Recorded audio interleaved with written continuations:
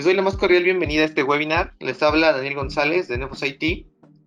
Vamos a hablar sobre las principales amenazas y cómo prevenir estas amenazas que van sobre nuestro data center, ¿no? Uno de los activos más importantes que tenemos en nuestra empresa. Felipe, te cedo la palabra y arrancamos nuestro webinar en ciberseguridad. Gracias, Daniel. Hola a todos de nuevo. Bueno, como ya les presentaron, vamos a hablar de temas de ciberseguridad. Esta es la agenda, es sencilla. Vamos a dar una pequeña introducción y después vamos a ver las prácticas comunes, los riesgos que representan y cómo vamos a poder enfrentarlas. Son diferentes áreas en las que nos vamos a centrar, que son los servicios que no se deben publicar, los que se necesitan publicar, prácticas comunes en red local, en endpoints y en usuarios. Aquí nos vamos a centrar mucho en las amenazas que afectan principalmente a pequeñas y medianas empresas, ¿no? Va a ser básicamente esas amenazas que muchas veces, como son pequeñas empresas o medianas, muchas veces se tiene la idea de que como son pequeñas no son un objetivo, o piensan pues a mí no me va a pasar, no creo que el hacker conozca mi empresa, etcétera. Pero pues a lo mejor sí conoce tu IP o la va a conocer, y si la conoce, entonces va a conocer tu empresa, ¿no? Entonces vamos a centrarnos mucho en esa parte, ¿no? Esas amenazas que a lo mejor no vemos, que quizás nos parecen no muy relevantes, pero que pueden ser importantes. Vamos a empezar con las prácticas comunes en esta parte de servicios que no deben ser publicados, ¿no? Muchas veces yo me he topado en situaciones con diversos clientes, proyectos, donde pues a lo mejor incluso desde el inicio del proyecto dicen, no, pues va a ser temporal, y se les olvida y lo dejan, o no lo quieren temporal, lo quieren de verdad en producción. Publicar este tipo de servicios, ¿no? Terminales remotas. Ahí piden tener abierto lo que es SSH, RDP, ya no se usa tanto, pero pues incluso Telnet, ¿no? Telnet pues ya cumple aquí dos categorías, es terminal remota y aparte sin cifrado, viaja todo en texto plano, ¿no? Es todavía más peligroso. ¿Qué más? La parte de base de datos, ¿no? Igual, van iniciando el proyecto, no, pues necesito que mi puerto de base de datos esté abierto porque se va, y me refiero abierto en IP pública, ¿no? Publicado, porque mi administrador de base de datos o mi proveedor tiene que conectarse, ¿no? Hay otros métodos, pero pues bueno, a veces eligen ese, y aunque tú les mencionas los riesgos que puede tener, aún así dicen no pasa nada, a mí no creo que me ataquen, ¿no? Otro tema ahí de las carpetas compartidas, lo que son son servicios que pues realmente no deberían ir más allá de una red local, ¿no? Si tienes que hacer tema de archivos, pues mejor buscas otro tipo de servicio, ¿no? Un SFTP, un FTP, pero no carpetas compartidas, ¿vale? Y por último, pues lo que son aplicaciones sin cifrar, ¿no? Ahí tenemos al Telnet, hay otras más, por ejemplo, principalmente se da en IoT. Por ahí también estuve asesorando a otro cliente que pues tenía unos sensores que necesitaban comunicarse con un servidor en la nube, ¿no? Pero pues estos sensores, toda la información que mandan no va cifrada, o creo que eran pantallas también, cámaras, no mandan nada cifrado, ¿no? Lo mandan así como tal. Entonces no es un servicio que debería publicar. Hay que ver otras opciones de cómo hacer esa comunicación, ¿no? Otras prácticas comunes en esta área, que son los servicios que se publican, están los que sí necesitamos, ¿no? Que sí o sí pues los necesitamos ahí, porque de eso depende la producción de la empresa, ¿no? Y pues tenemos todo lo que son aplicaciones web, HTTP, HTTPS, servidores de archivos, SFTP, FTP, por ahí hay otras otras variedades que podemos tener en la nube, ¿no? Ya hablamos de los buckets, de esos almacenamientos S3, por ejemplo, de Amazon, ¿no? Cosas que ahí podemos tener, que sí se necesitan. Tenemos también la parte de VoIP, ¿no? De voz sobre IP. Ahí pues tenemos nuestro servidor PBX y pues ni modo, hay que publicarlo, ¿no? Ok, ¿a qué riesgos nos enfrentamos con esto? Principalmente, cualquier servicio que implica un login, tenemos los ataques de fuerza bruta, ¿no? Por ahí lo que les mencionaba de las experiencias que he tenido donde me dicen, no, pues no creo que me ataquen. Pues si revisamos los logs del firewall o de la protección que tengamos antes, si es que se tiene una, ¿no? Debería. Ahí en los logs te va a aparecer intentos de conexión a tu RDP, a tu SSH, y pues lamentablemente la mayoría ni siquiera van a ser de México, ¿no? Van a venir de otros lados. Puede que haya clientes que a lo mejor sí, ¿no? Tienen conexiones de otros países, pero luego está muy raro, ¿no? Porque empiezas a ver que hay desde Rusia, China, Ucrania, Australia, cosas que están muy raras, ¿no? Holanda, y que no deberían existir, ¿sale? ¿Qué otro nos enfrentamos? A los ataques de denegación de servicio. Digamos que ahí los de denegación de servicio, pues simplemente consistía en que desde un mismo lugar te mandaban múltiples paquetes hasta que degradaban tu servicio, ¿no? Y después o tiraban tu server. Entonces ahí pues el atacante te pedía dinero para dejar de atacar y entonces que ya pudieras seguir con tu servicio. Evolucionó, ya realmente un DOS es fácil de detectar por esa misma razón, porque son paquetes iguales que vienen desde un mismo lado. Entonces salió lo que es el DDoS, ¿no? Es dinámico. Entonces ahí los atacantes pues ya no utilizan un mismo origen y ya no utilizan paquetes iguales. Ahí cómo funciona. Generalmente son computadoras infectadas que pues pueden tener a lo mejor alrededor de todo el mundo, todo el planeta, que pues en algún momento infectaron con un virus y las están usando para atacar, ¿no? Tenemos esta parte que se llama los botnet. Entonces si tu computadora está infectada, pues igual un hacker la está utilizando para hacer un ataque de DOS junto con muchas otras computadoras más. Y aquí viene otra parte importante. Hay una... quizás no se puede considerar del todo una vulnerabilidad, pero en RDP los hackers descubrieron que si mandan unos ciertos paquetes al puerto UDP de RDP, al 3389, digamos que es un ataque de amplificación. Lo mandan al puerto UDP 3389 y va a empezar a regresar paquetes más grandes, así enormes, ¿no? Que no deberían. Entonces no te están atacando directamente a ti, sino están utilizando tu servidor de RDP para atacar a una víctima. ¿Cómo lo hacen? Pues la solicitud que te mandan a ti al puerto UDP la hacen como si viniera de la víctima. Entonces cuando tu servidor responde esa solicitud, la manda a la víctima. Y así, y no solo van a poder degradar el servicio de la víctima, sino que quizás también el tuyo, ¿no? Y ahí te están usando para hacer esos ataques. ¿Vale? ¿Qué más? La parte de vulnerabilidades, ¿no? Si vas a tener publicado un servicio, pues eso es su trabajo, ¿no? De los cibercriminales, de los hackers, buscar nuevos huecos, ¿no? Entonces es otro de los riesgos, siempre que tener actualizado, y eso lo vamos a ver con este tema, ¿no? ¿Cómo enfrentar estas amenazas? Lo principal es VPN. Si tu servicio realmente no necesita ser publicado a todo el mundo, si vas a ocuparlo nada más desde tu oficina, o si tienes, a lo mejor igual, si los empleados pues ahora en estos tiempos de pandemia pues no están en oficina, ¿no?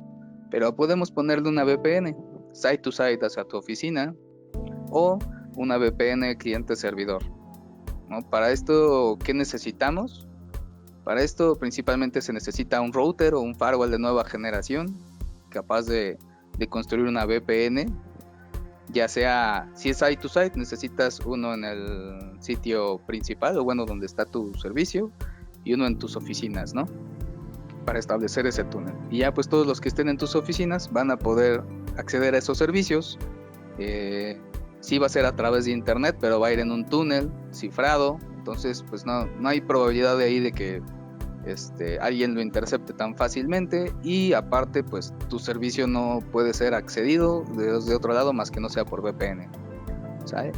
La de cliente servidor, pues igual necesitamos, al menos en el sitio donde va a estar nuestro servicio, o igual un router, un firewall que nos permita crear una VPN de acceso remoto. Nos da un cliente VPN, un software que instalamos en los equipos de las personas que necesiten entrar a ese servicio, y cada una genera su propio túnel hacia la infraestructura, ¿no? Y ya puede entrar de manera segura a estas aplicaciones.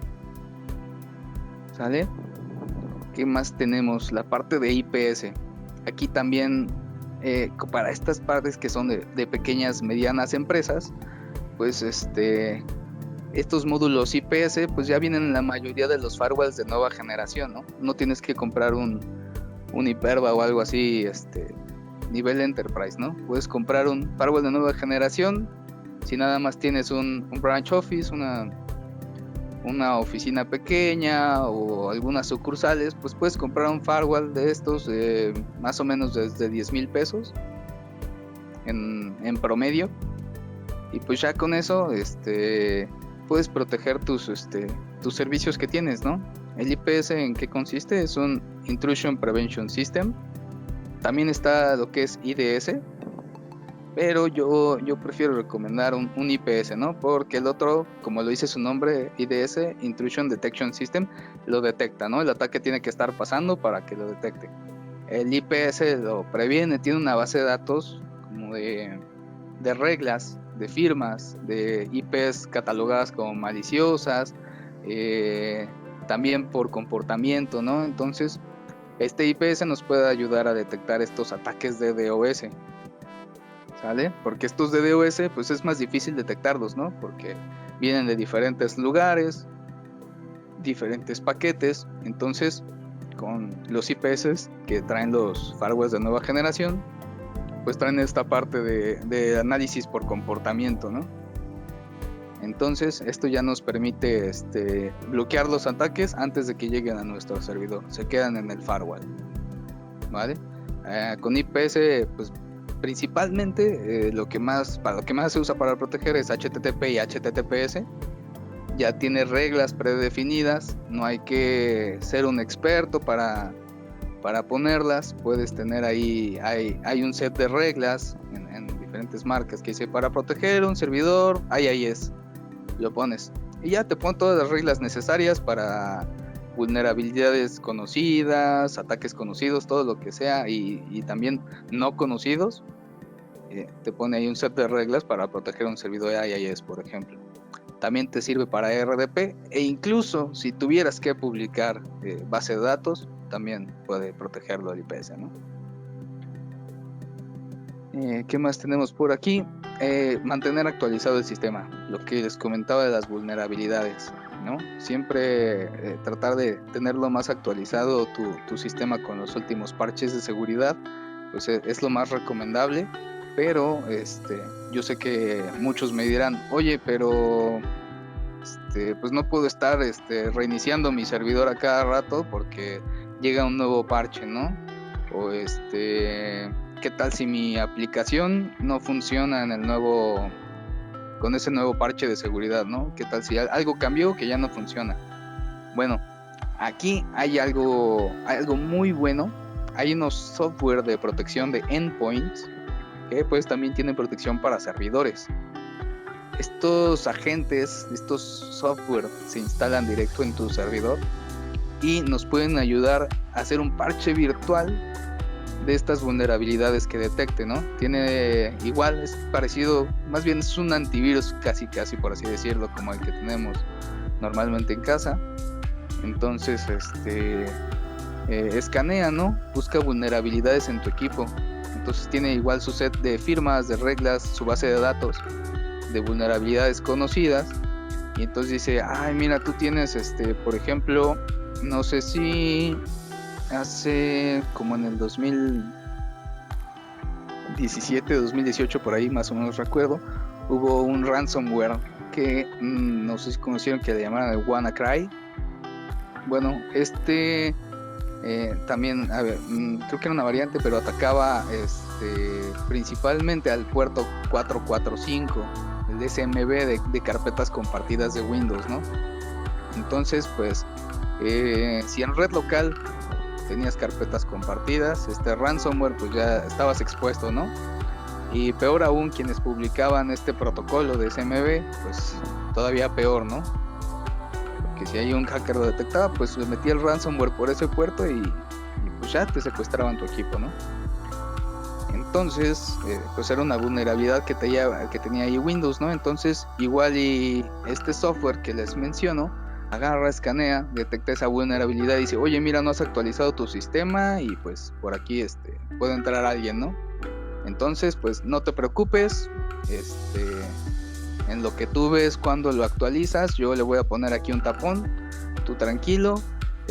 Si tienes un laboratorio, pues revisa que tu aplicación vaya a funcionar con la nueva actualización que ya tapa este hueco de seguridad, y ya cuando estés listo, pues lo actualizas y listo, ¿no? Mientras tanto, no te preocupes, yo aquí lo estoy tapando, ¿vale? Eso es lo que nos ofrecen esas aplicaciones y es muy bueno, la verdad.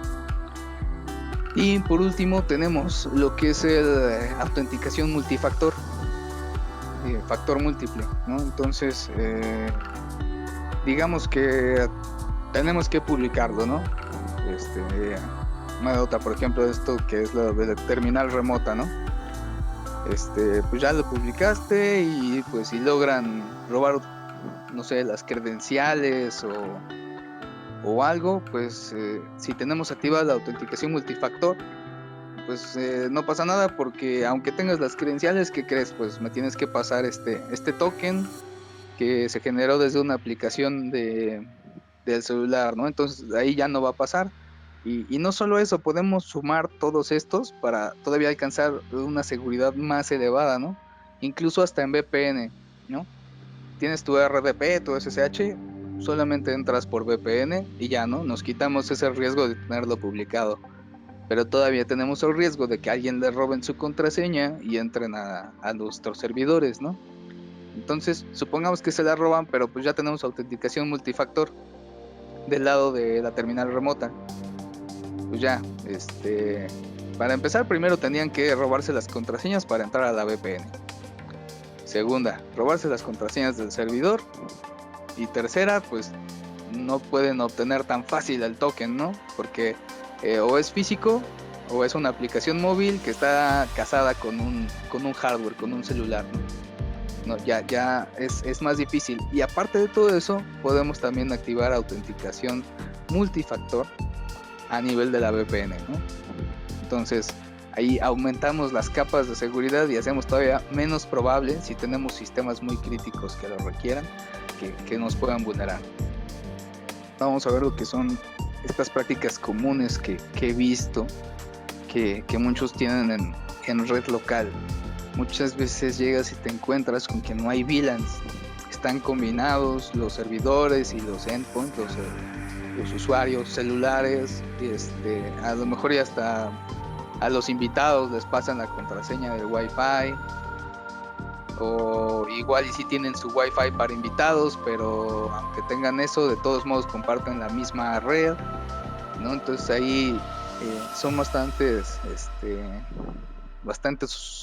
usuarios que aumentan la probabilidad de que algo malo nos pueda pasar, ¿no? Entonces aquí los riesgos principalmente son las amenazas internas, ¿no? Puede que tengamos a alguien ahí muy listo en la empresa que pues como está en la red de usuarios y todo está combinado, pues puede llegar a los servidores y encuentra un servidor, lo empieza a atacar desde adentro, o incluso hasta tiene acceso al servidor, etcétera. Entonces ahí pues tenemos el problema de que podemos tener fuga de información principalmente, ¿no? Con ese tema. Luego el malware, si todos estamos en la misma red y pues alguien se infectó su computadora y el tipo de virus, de malware que tiene se propaga a través de la red, pues no solamente se ven afectados los demás usuarios que no estén protegidos con antivirus, sino que también nuestros servidores, ¿no? Llega hasta allá la amenaza. Y la parte del error humano, ¿sabe? Ahí pues el error humano siempre es un factor, realmente está presente en cualquier ambiente, pero pues si no tenemos ahí dividido, puede que uno de los usuarios se conecte, se equivoque de servidor, se conecte al que no era, no sé, y entonces borre algo que no debía borrar, apague algo que no tenía que apagar, que se equivoque. Entonces, pues si no tenemos esa segmentación de la red, aumentamos la probabilidad de que esto pase. ¿Cómo enfrentamos esta? Pues siempre es recomendado separar por VLANs, ¿no? La red, tener al menos las básicas, ¿no? Que son las redes de servidores, que generalmente se ponen como en la DMZ, la red de usuarios, la red de invitados, la red de voz, la red de cámaras, ¿no? Son como las típicas redes que siempre se tienen en cualquier empresa, ¿no? Es importante, ¿no?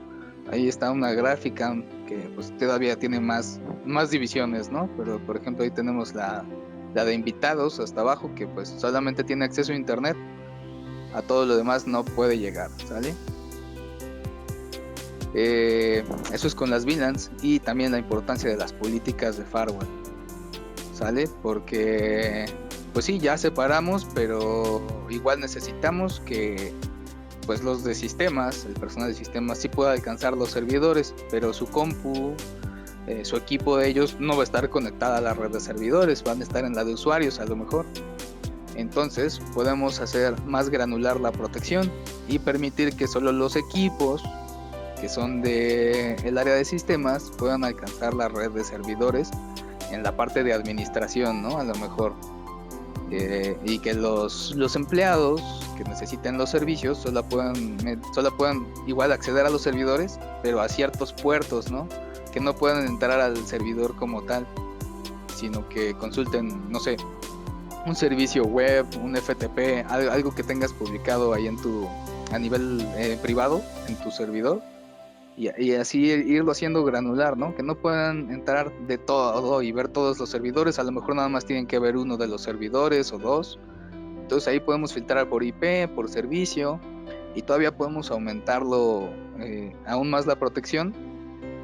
Si, por ejemplo, pues puede ser IP, ¿no? Si quieres puede ser a nivel físico con la MAC address de los dispositivos, ahí las políticas, e incluso si tienes ahí, por ejemplo, a lo mejor un Active Directory o un servidor de autenticación, algún otro, lo podemos sincronizar con nuestro firewall, ¿no? Lo podemos integrar, y entonces hacemos estas políticas de firewall hasta a nivel usuario, ¿sale? Entonces ahí aumentamos todavía más la seguridad, ¿no? Porque igual y llega algún personal, se mete a la computadora de alguien de sistemas y pues ya, ¿no? Con eso.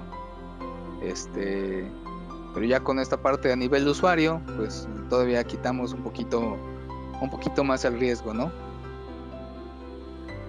¿Sale? Listo. ¿Para qué necesitamos para esto? Para las VLANs. Pues ahí lo que necesitamos para lograr esta seguridad, digamos que es sencillo. Necesitamos un switch administrable y un firewall de nueva generación, ¿no? Con esos dos equipos podemos alcanzar este nivel de seguridad. Ahora vamos a ver aquí las prácticas comunes en endpoints. Aquí, bueno, tenemos estas empresas que adoptan este esquema de bring your own device, trae tu propio dispositivo. Es complicado, pero también porque pues no hay como un control, ¿no? No sabes si tienen antivirus, no puedes tener control sobre esos dispositivos, y luego aparte a lo mejor no tienes un firewall, e incluso si no es de bring your own device, ¿no? A lo mejor tú sí les das los dispositivos a tus empleados, ¿no? Pero digamos que ahí ya tienes cierto nivel de control porque tú se los das, pero no les das el usuario de administrador, ¿no? O sea, no pueden hacer cambios importantes en los equipos, pero pues hasta ahí llega, ¿no? Porque siguen teniendo el peligro de infectarse, etcétera, ¿no? Más si, por ejemplo, ahorita que está igual el tema de la pandemia, pues todos están trabajando desde casa, igual y la computadora que tú les diste, pues se la llevan. Entonces, pues ya no están en tu oficina y pues ahora cómo los protejo, ¿no? ¿Cómo me aseguro de que no va a pasar nada malo en el equipo o con la información que manejan el equipo si no están aquí en la oficina? Si están desde su casa, no puedo controlar qué sitios ven, etcétera. ¿Qué nos puede pasar aquí con este tipo de esquemas? Bueno, tenemos la pérdida o fuga de información. ¿Sí? Tenemos, no sé, algún empleado que pues tiene acceso a información sensible o igual no sensible, ¿no? Pero empieza a mandar unos correos medio raros, con información de la empresa, información financiera, a la competencia, no sé, o para algún otro motivo de estafa, etcétera, o si se lo quiere llevar esa información en una USB, ahí es uno de los riesgos, ¿no? Y el malware, ¿sale? Si se nos infectan estos equipos, ¿qué puede pasar, ¿no? Si manejan información importante ahí esos equipos, se nos infectan, podemos tener ahí pérdida de información porque a lo mejor ya no podemos recuperar ciertos archivos, o se propaga el virus, etcétera. ¿Cómo podemos enfrentar esto? Bueno, aquí, como lo mencioné en la primera parte de los servicios, entra otra vez la protección de endpoints, pero esta vez ya va más dirigido no hacia servidores, sino a dispositivos de los usuarios. Puede ser computadoras, celulares. Podemos proteger estos tipos de dispositivos, tablets. Esta protección, estos software de protección de endpoints no son como un antivirus tradicional. La administración es centralizada y no me refiero a que tienes que tener un servidor en tus oficinas para administrarlos todos, es en la nube. Entonces tú entras a un portal en la nube y desde ahí puedes vigilar todos tus dispositivos, quienes están infectados, quienes están haciendo tareas riesgosas. Puedes definir también políticas, ¿no? Digamos que está igual que, como les mencionaba, el IPS trae políticas default para temas de virus, ¿no? De que en cuanto detecte algo ahí raro, pues lo mande a cuarentena o lo borre inmediatamente, etcétera, ¿no? Y no solo nos quedamos con esa parte del malware, con estos software de protección de endpoints, ¿no? Tienen la parte igual para el ransomware. Muchas veces se necesita que el análisis sea por comportamiento, ¿no? Entonces traen un EDR, estos software, entonces pueden detectar estas nuevas amenazas, ¿no? Amenazas no conocidas y este ransomware que a veces es difícil detectar con esta herramienta de análisis por comportamiento, ¿vale? Y también la parte del hardware de la computadora. Con estos software podemos controlar puertos USB, ¿no?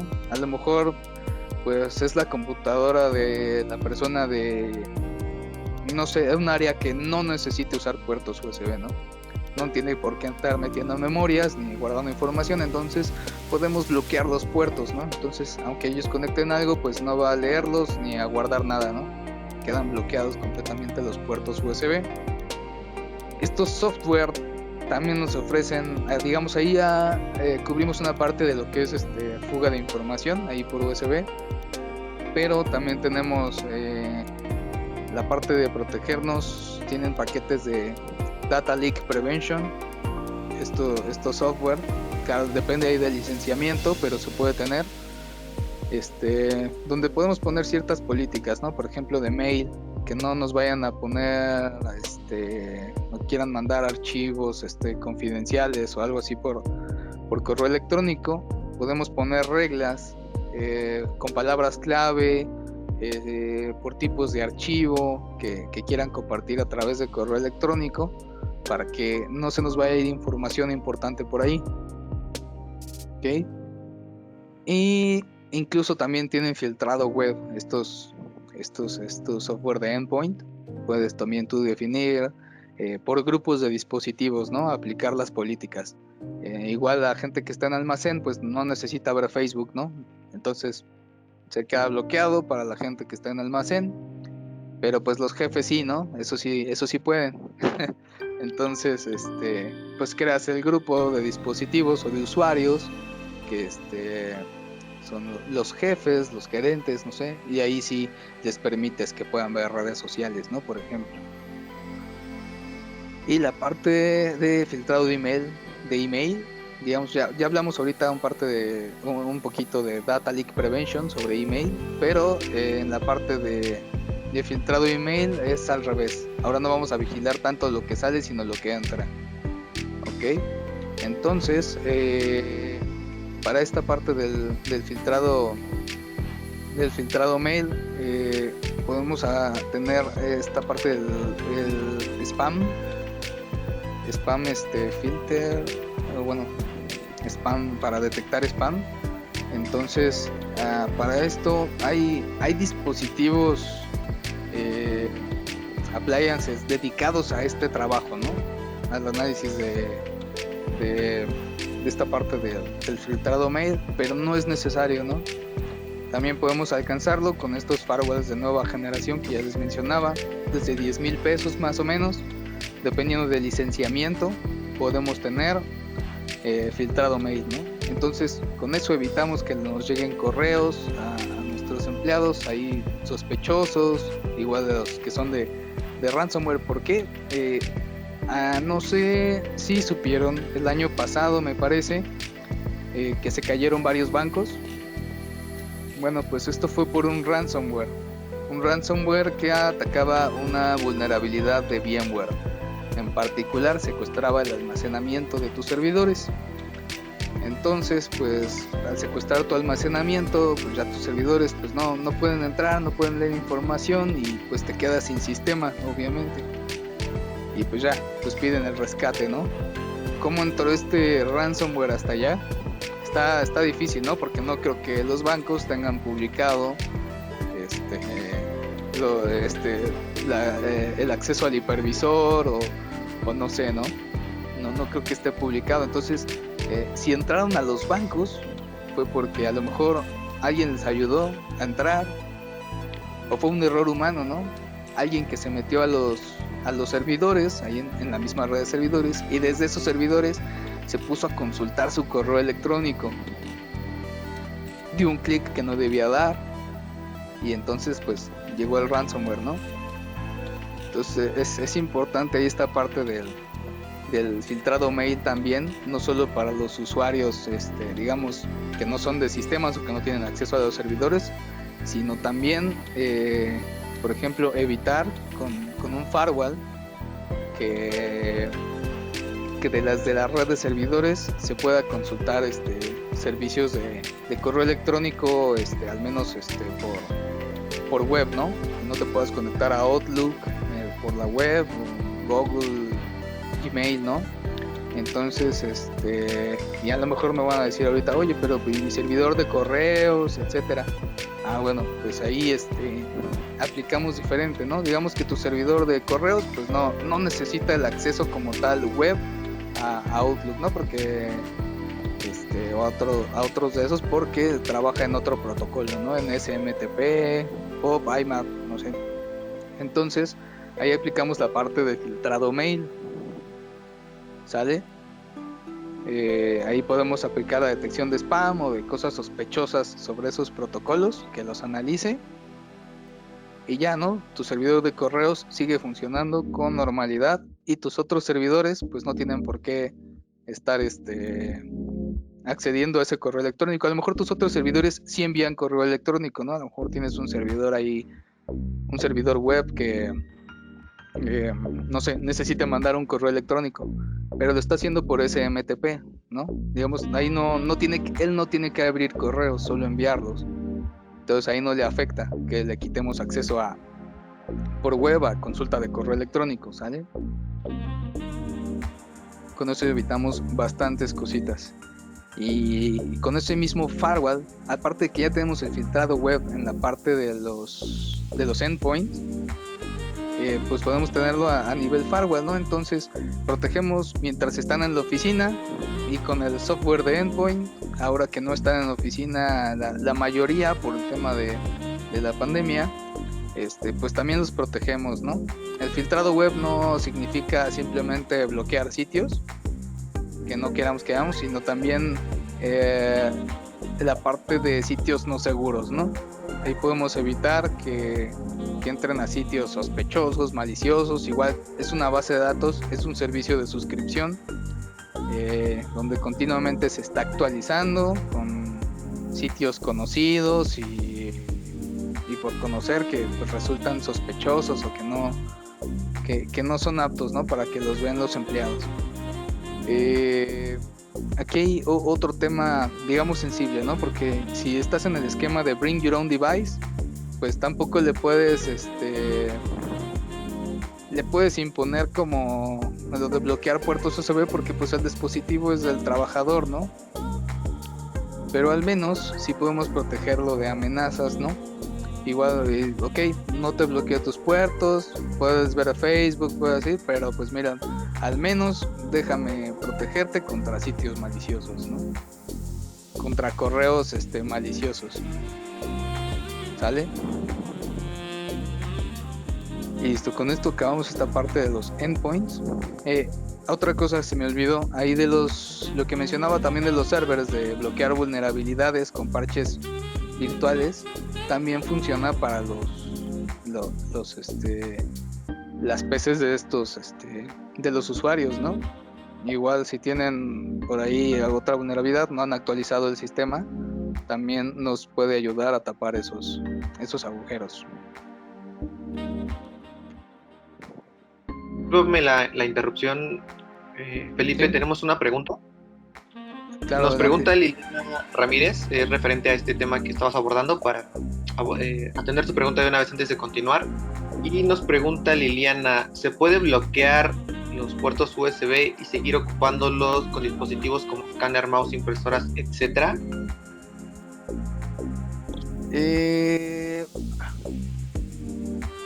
No lo recuerdo exactamente, pero sí puedes definir el tipo de dispositivo que recuerdes, ¿no? Si detecta que es un simple almacenamiento, y igual sí lo podemos bloquear, pero dejar que sí pueda utilizar impresoras, que sí puede utilizar, y que detecte el tipo de periférico, ¿no? Que es las prácticas comunes en la parte de los usuarios, ¿no?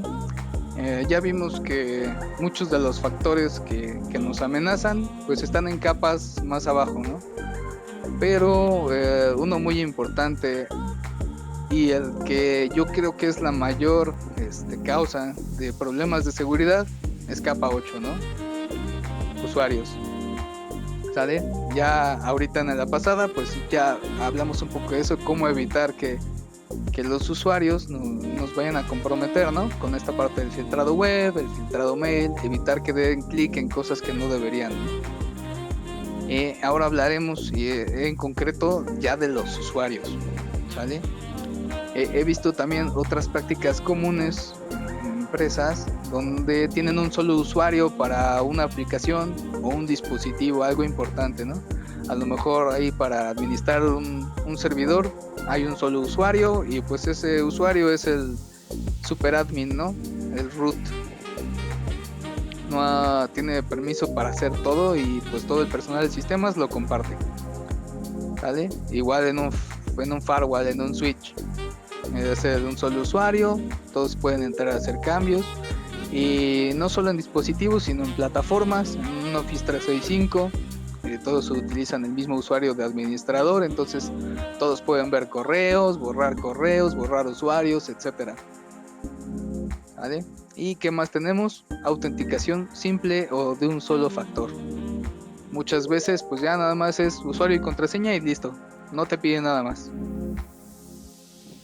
Los riesgos, principalmente nos puede pasar que tenemos auditorías débiles y con auditorías débiles no me refiero a cuando te van a auditar, ¿no? La empresa y van a revisar, sino cuando pues, sucede algo. Se cayó un server, algo se borró, alguien apagó algo que no debía pagar, etcétera. ¿Cómo vamos a saber quién fue, a qué hora fue, si solo tenemos un usuario, ¿no? Si revisamos los logs, entramos y a ver quién hizo esto. Ah, mira, quién lo borró, fue este usuario. Uy, pero ¿qué crees? Pues es el único que tengo. No vas a saber quién fue, ¿no? Y dices, bueno, pero a lo mejor me dice la IP de origen de la persona de quien estaba conectado. Si es que el sistema te puede ofrecer eso, ¿no? En los logs. Y ya, pues vas a tener que ir a buscarlo, quién tenía asignada esa IP, etcétera, y pues te tardas un poquito más, ¿no? Y todavía peor si el sistema no te puede dar la IP de origen, ¿no? O más datos de quién pudo haber sido. Tenemos la parte del abuso de privilegios. Aquí pues si tenemos un solo usuario, o a lo mejor sí tenemos más usuarios, pero pues a todos les damos el mismo rol de superadmin, ¿no? Ahí puede haber alguien muy listo que pues aproveche sus privilegios para sacar información. Entonces tenemos también otra parte de la fuga de información, ¿no? Con el abuso de privilegios. No sé, o cualquier otra razón que tenga para hacer algo que no debe con los privilegios que tiene, ¿vale? Vuelve a estar aquí presente el factor del error humano. Si todos utilizamos un mismo usuario de administrador, pues viene esta parte de que pues a lo mejor hasta los becarios utilizan ese usuario para hacer su trabajo, ¿no? Entonces ahí pues el error humano se multiplica porque todos tienen los mismos privilegios, utilizan el mismo usuario. Y tenemos la parte del robo de credenciales. Esto no solo afecta a las cuentas para administrar equipos o plataformas, ¿no? Sino por ejemplo también a nuestros usuarios de a lo mejor tenemos Google Suite, Office 365 o algún otro servicio ahí de correo electrónico, de paquetería y todo. Entonces, por ejemplo, por default, Office 365, cuando tú creas tu cuenta, das de alta a la empresa, el dominio y los correos y todo, por default no trae activada autenticación de doble factor o de múltiple factor. Solamente entras usuario y contraseña. Y listo, ¿no? Entonces, pues si al usuario le roban su usuario y contraseña, pues ya entraron, ¿no? Igual, si no es de esa plataforma, si se roban las credenciales para entrar al firewall, para entrar a un servidor, pues ya entraron de plano, o sea, ya no hay nada que los detenga, ¿vale? Entonces, pues ahí tenemos un riesgo alto, ¿no? Que a lo mejor ya no tenemos publicado nada, etcétera, pero el robo de credenciales pues siempre está ligado con un error humano. ¿Cómo lo enfrentamos? Está fácil. Realmente, pues si solo tenemos un usuario para administrar el firewall, el servidor, etcétera, pues vamos a crear usuarios independientes, ¿no? A cada quien le asignamos un usuario de los que tengan que entrar, no es hacerle a todos, sino a quien tenga que entrar ese servidor a administrarlo, se le crea su usuario, ¿vale? Y no todos con el mismo, o bueno, dependiendo del rol que cumplan en su equipo, en su empresa, pues asignamos los roles, ¿no? Va a estar a lo mejor el gerente de sistemas que pues va a tener que tener los privilegios para todo, pero a lo mejor tenemos ahí al becario que pues le vamos a dar privilegios más bajitos, el operador que hay unos privilegios medios, no puede hacer cambios muy importantes en el sistema, ¿sale? Ahí vamos acotando, vamos disminuyendo el área de riesgo, ¿no? Y pues la autenticación multifactor, lo que mencionaba, igual en la parte de la publicación de servicios, pues también nos viene a servir aquí. Si ya tenemos la VPN, autenticación multifactor al usuario de VPN. Si tenemos el RDP, el SSH, autenticación multifactor al RDP y al SSH. Ahí para RDP, pues se puede alcanzar con Active Directory o una aplicaciones de terceros, ¿no? Para tener esa esa parte de MFA. Para Linux, para SSH, también se puede. Principalmente lo que manejan es digamos que es de código abierto, es lo que utiliza el Google Authenticator. Si lo han utilizado en su celular, ese software que pues te genera un token cada vez que quieres iniciar sesión con tu cuenta de Google, pues te genera ahí un token para que es una contraseña de un solo uso, caduca en 30 segundos más o menos, y ya no, nos aseguramos de que si eres tú para cada vez que entras. Se puede usar el Google Authenticator para autenticarte por SSH. Ahí tienes que mover unas cosas en Linux para usar, no me acuerdo exactamente ahorita del nombre,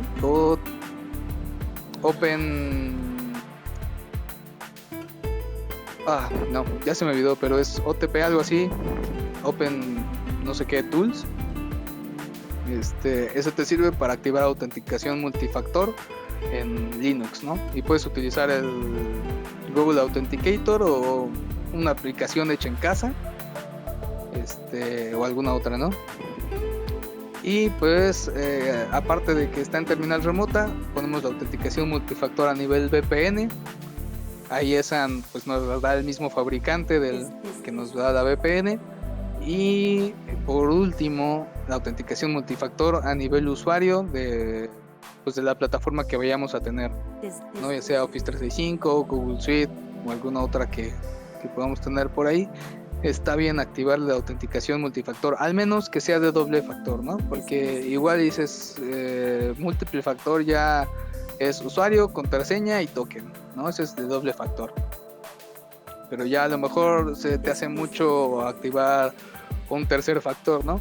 Pero con un doble factor digamos que es suficiente para evitar que pase. Si ya es algo muy crítico, pues sí, ponerle más factores, ¿no?